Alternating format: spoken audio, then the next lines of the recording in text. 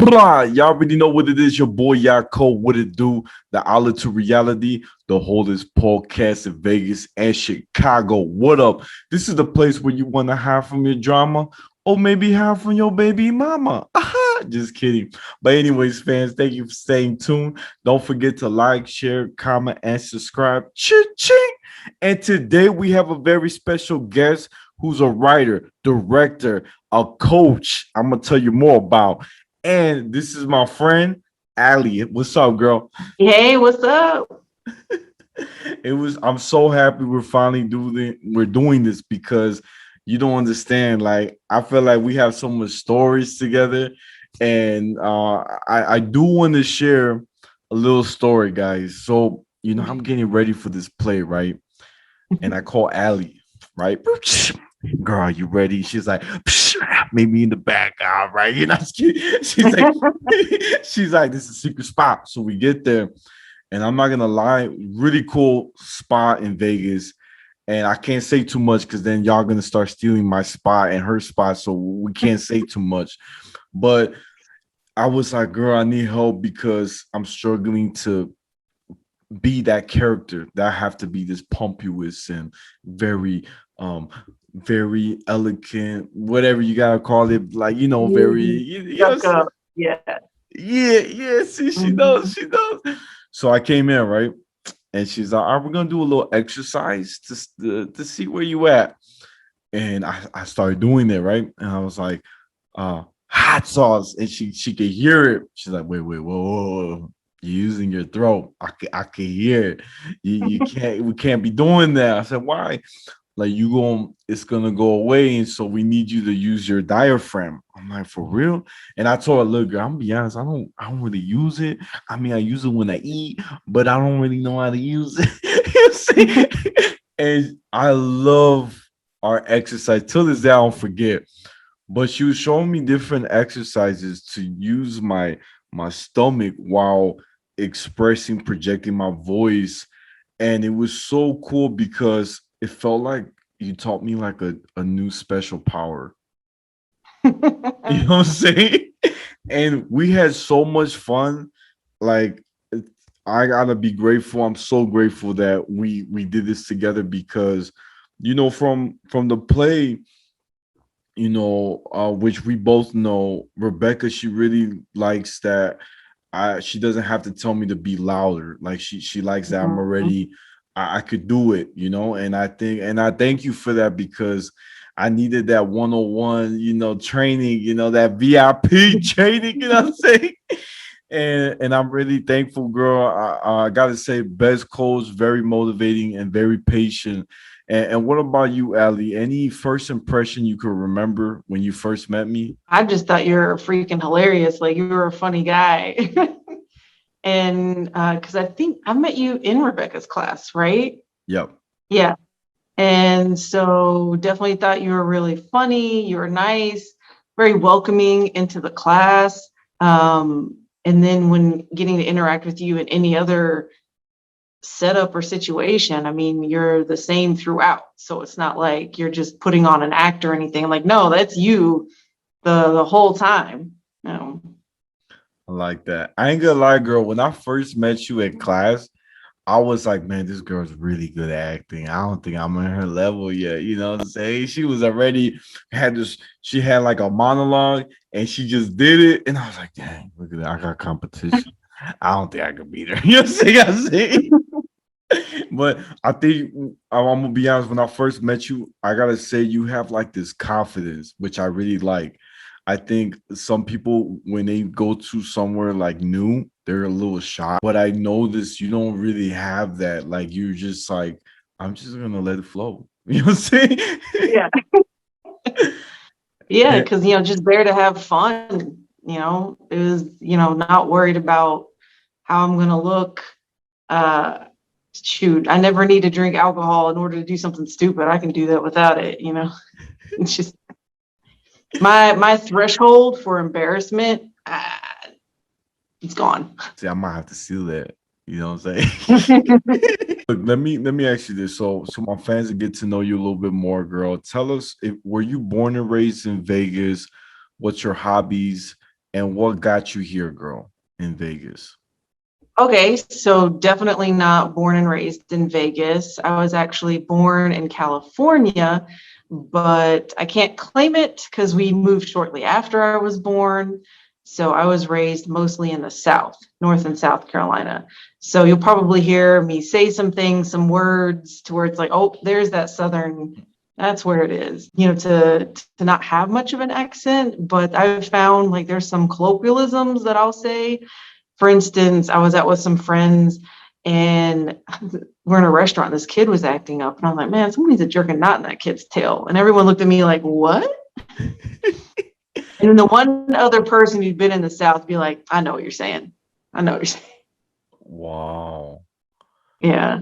And then moving to Vegas, I was brought here with the Air Force because I was active duty. I'm a reservist now, but active duty for 14 years. So I moved from Germany. I was in Germany for 4 years and then came to Vegas. It was actually more of a culture shock coming back to the US than when it was moving to Europe. I want you to share about Germany because you did say something interesting that they're very, what's the word you said? Like they're um I can't get the word, but the custom and the way they're about, I think is Yeah, they're not about a bunch of small talk, fluff conversation, like saying a bunch of unnecessary stuff. They are straight to the point, like to the facts. They're not worried about, hurting feelings because to them it's like you're just being honest.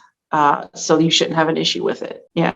So in a lot of ways, we're seen as a little sensitive. oh, girl, I'm be honest. See, that's a good point. Oh, you hurt my feelings, buddy. Billy. That's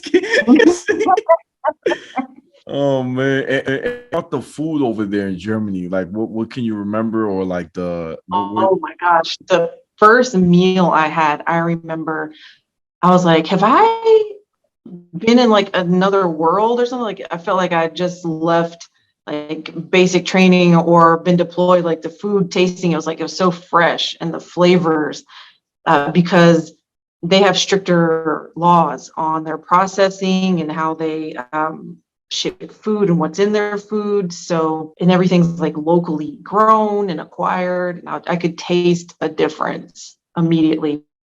First meal I had there. Oh, that's amazing, girl. I've never been there, but I met some people here in not in Vegas, but in Chicago, people from Germany. So it's so cool to learn different culture and different custom.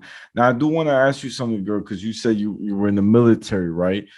I Mm-hmm. gotta say, y'all, if y'all haven't seen it, you gotta see it. But my girl was one of the coolest movies that she sent.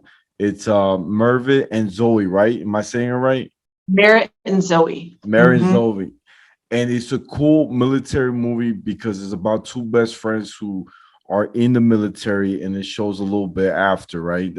And Mm-hmm. I thought it was so philosophical, it was deep, it was I like that there was drama because you gotta have drama for your boy right here. It can't be too nice. You know what I'm saying?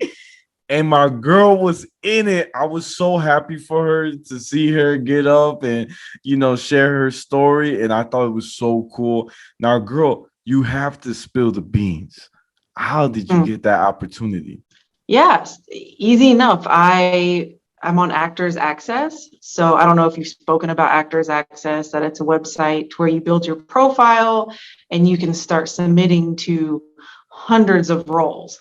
And so that was one of them that I submitted to, and I had to do a self-tape audition. They're like, okay, yeah, we like your look. We see through your acting clip that you can possibly act. So here's some dialogue. Self-tape and submit, and then I was booked after that. Wow. And how long was the process for the filming? Was it like a few weeks or? Oh no, it was short, since it's an impact film, short film that's only 15 minutes long total. So the part that I was involved in, we only filmed for one day. The two main actresses, and then I don't know if you know or not, but the leader of the group counseling session. So he's actually been in a lot of television shows and movies. And his story that he told is actually based on his true experience. So Tucker Smallwood, I want to say is his name. But he's actually done a lot. And it has a strong message for those who don't know. Not to spoil alert, but one thing it says at the end was like statistics, Mhm. suicides, right? How it's actually a big deal in the military, right? When you leave, you're from the military world into the like a normal life. You're retired, but like trying to transition to, you know, day by day life. And I gotta say, can you speak a little bit more about it? Because I feel like, I don't really, I can't say much because I was in the military, but you from experiencing transitioning from, Air Force, right? And now that Yeah. you're reserve, but now you can actually, go home and do your stuff. Was it a Mhm. hard process for you? Yeah, it kind of really creeped in slowly to where I just noticed myself entering into like a depression. I wasn't doing what I wanted just wasn't doing anything fun, wasn't taking care of myself. It was one of those that you just kind of like, what do I do? Like you are now a fully formed adult. And when you entered into this career field, you were like a young, impressionable thing. Because a lot of people enter in right after high school or right after college. And so I spent 14 years of my entire adult life. So even though I had a couple jobs on the civilian side before I joined, this was my first real career job.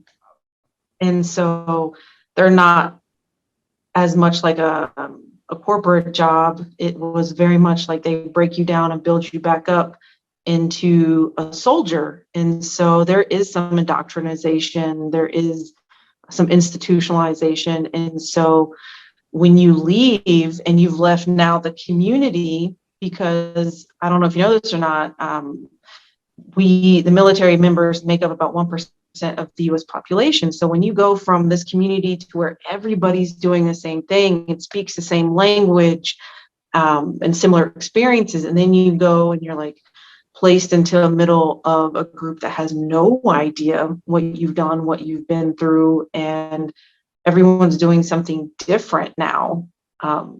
It's very alienating. You feel isolated, and it can take over, especially when you're used to having a mission and a purpose, and now you have none of that. It can really kind of like seep in slowly. So it's a tough transition. They're doing much better trying to do a warm handoff, helping you transition from active duty to civilian life, but it's still tough. Dang. And what you think that the military can do to improve that? It's a tough one to say because for me personally, it's going to fly right in the face of everything they're trying to instill in you, which is like, this is you, this is your life. You eat, sleep, breathe it.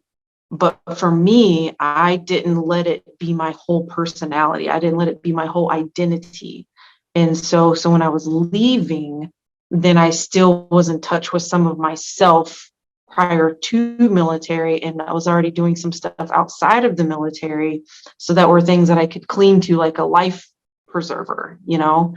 But for people that becomes their whole identity, sometimes I think that might be harder for them. So I would recommend, it's tough because it's not like the military, would really approve of you being somebody that's not a soldier. But there are a lot of programs and benefits out there. It's just a matter of us being able to access them. And I know I could get a lot of flack where they're like, oh, it's so easy to access it. I'm like, it's difficult because um, the mentality, like, the mission comes first. So when you're constantly being told the mission comes first, at what point do you put yourself first? And so that's also a really hard thing to get used to, is putting yourself first when leaving and transitioning out. Oh wow. Damn, girl, you hit some big keys. And I gotta ask you something. So, speaking of the military, it's almost like you learn a lot of skills, life skills, right? And Mhm. um, like you said, you hit a big one. Like you kind of lose yourself in the process. Because like you Mhm. said, you're focused on the mission, but you forget you. Yeah. And so when you come to, a regular life, having to be told what to do, you're trying to figure out what's next. What can I, right? Yeah. And that can be really scary. And so they're getting better. I know with the Air Force, they have a transition assistance program, which is called TAPS, and that's what it's mandatory for you to go through before you leave. It's a good step in the right direction. It doesn't cover all the bases, because nothing really prepares you, for getting out there. But it definitely try and helps you create a plan for yourself, but it really lacks in the area of entrepreneurship. Um, they don't have a lot in that regard. Me, I left to be an entrepreneur. And so I didn't leave to go join another federal agency or corporate job. So that was definitely me stepping into the unknown. You know what? You got me thinking, and correct me if I'm wrong, but it's very similar with, I don't know, maybe I'm wrong, but if you're in the military, let's say for a lot of years, Mm-hmm. you go back to the like life, like I said, not being told what to do. Now you have this freedom. And if you don't see it's working now, because you've been so long in the military, it makes you want to go back there Oh, again yeah, a lot of people to do. A join, lot of people right? do. Mm-hmm. If you think about it, prisons, you have people that are in jail, they're there for so many years, right? And they Mm-hmm. leave, right? And they're like, I can't do this normal life. And they find Yeah, a it's a lot of way, pressure. right? And they find a way to go back. Mm-hmm. And they might not even realize they're doing it subconsciously. It's a lot. Like I said, it creeped in on me to where it really took some self-awareness to even notice it. Like it just creeps in to where you find like you're getting anxious, you're just having trouble, like stuff just doesn't seem to be working out.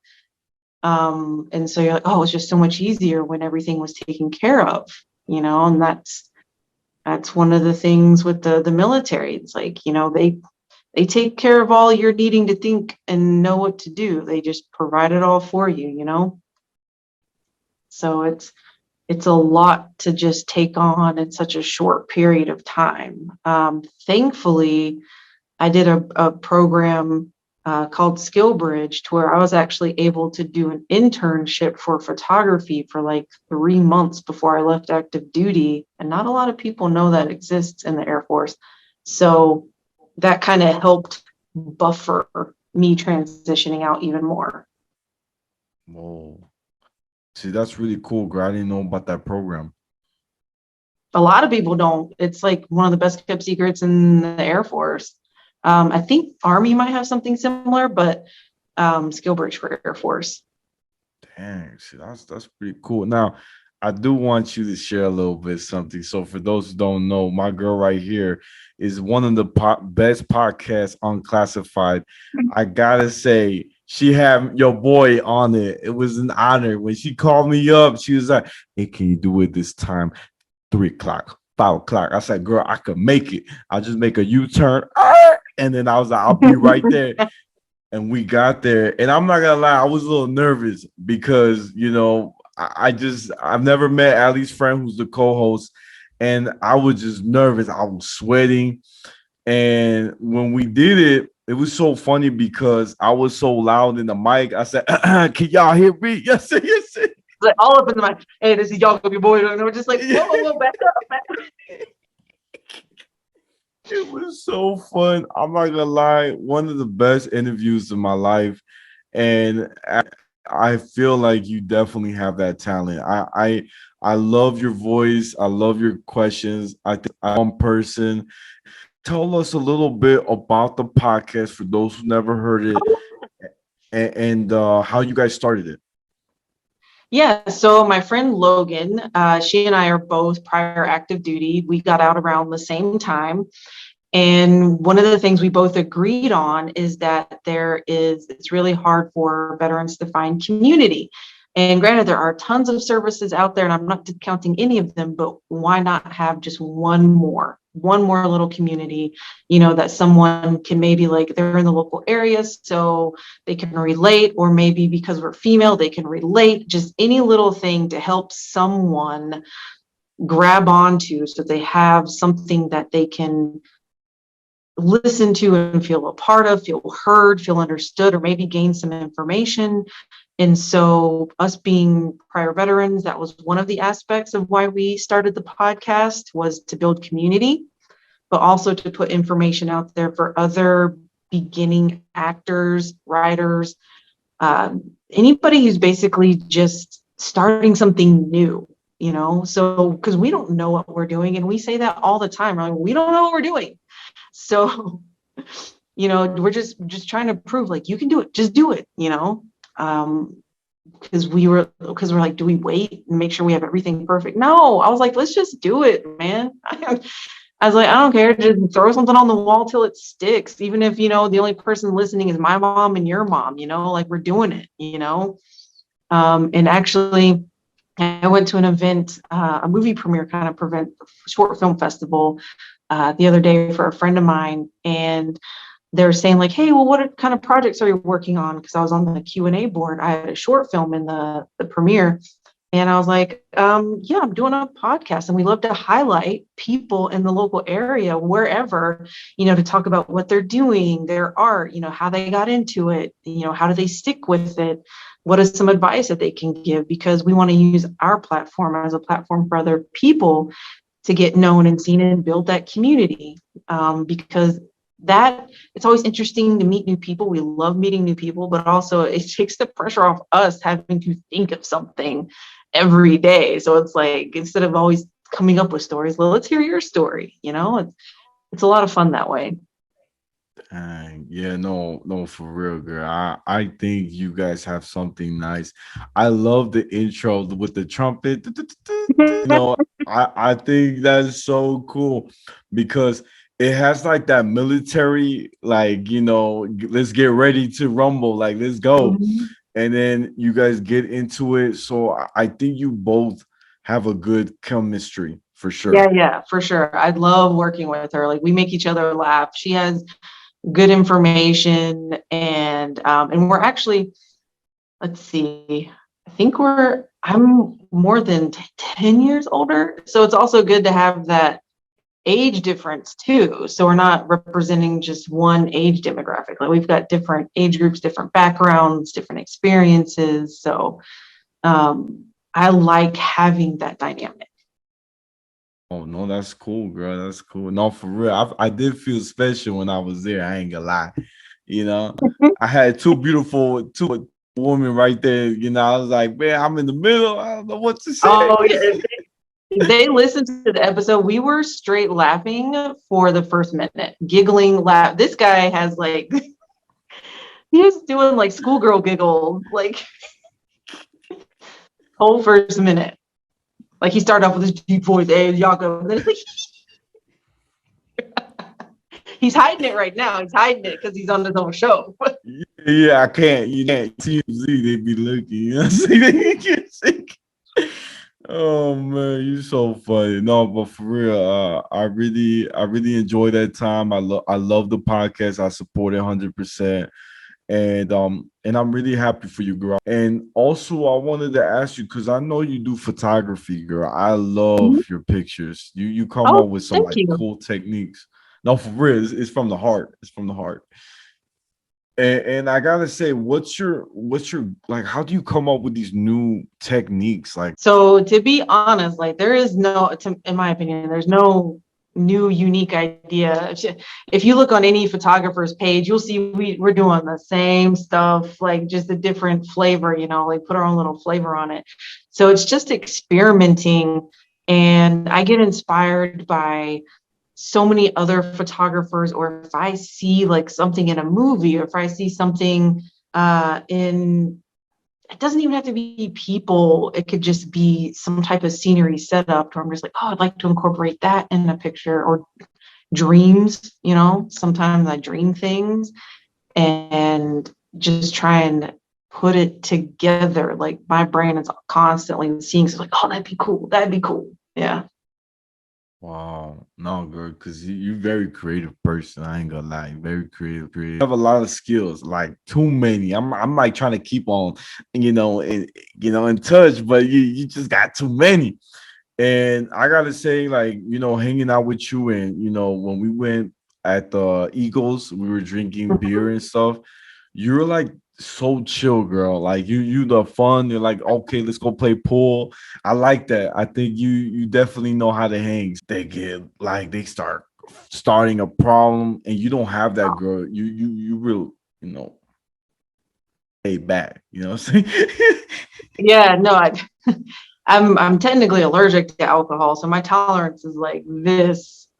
So I drink very little, but when I do imbibe, it's just like people tell me like you're just a funny drunk, and I'm like I get told all the time, I didn't know you were this funny, and I'm like, I am funny, you're just not around me all the time. Like I'm freaking hilarious, thank you. Oh man, you're so funny, girl. You're so funny. I'm really happy you're here, girl. Guys, this is the Outlet to Reality, the holdest podcast in Vegas and Chicago every Tuesday. Don't forget to like, share, comment, and subscribe. Ching! And y'all know where to find me. I'm on Instagram, YouTube, Spotify, the Outlet to Reality. TikTok is at Yaakov28. And my Snapchat is Take One Pass It. And Ali, where can my fans find you? Oh yeah, they can find me on Instagram. So it's the grand finale, or the grand finale _ photography. You got my website, thegrandfinale.com, but make sure you spell it right. So it's FINALI, because it's got my name, Ali, in it. Oof, oof. I like that. And don't forget to watch your podcast too, Unclassified.